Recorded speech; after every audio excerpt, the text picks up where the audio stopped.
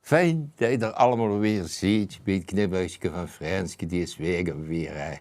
Ik vind het zo fijn dat je kijkt hier, jongen. Ik wil het hebben over, vorige week wij nog hebben het over trouwen gehad, maar nu wil ik het hebben over een trouwring.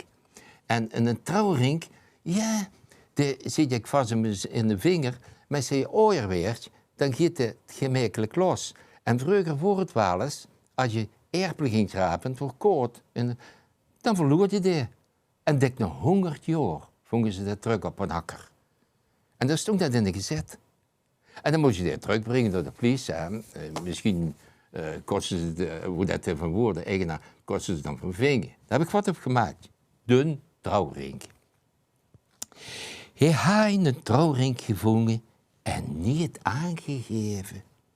Nu stond er voor de rechter, met weinig leven. De rechter zag, dit had ik van u niet verwacht. Waarom heb je dat ding niet naar de politie gebracht? Ach, zag hij, edelachtbare, ik wil zeker niet zeuren. Nee, maar in de trouwring, er stond echt vereeuwigde euren.